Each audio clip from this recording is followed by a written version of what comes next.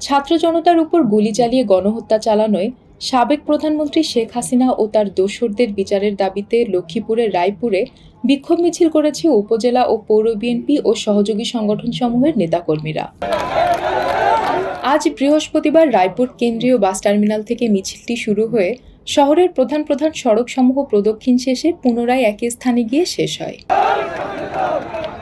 মিছিলের নেতৃত্বে ছিলেন রায়পুর উপজেলা বিএনপির সভাপতি অ্যাডভোকেট মনিরুল ইসলাম হাওলাদার, পৌর বিএনপির সভাপতি এবিএম জিলানী, উপজেলা যুবদলের সভাপতি শফিকুল আলম আলমাস, যুবদল নেতা অ্যাডভোকেট আরমান হোসেন প্রমুখ। এ সময় রায়পুর পৌর বিএনপি, যুবদল, ছাত্রদল, স্বেচ্ছাসেবক দল ও শ্রমিক দল সহ অঙ্গ সংগঠনসমূহের হাজারো নেতাকর্মী উপস্থিত ছিলেন।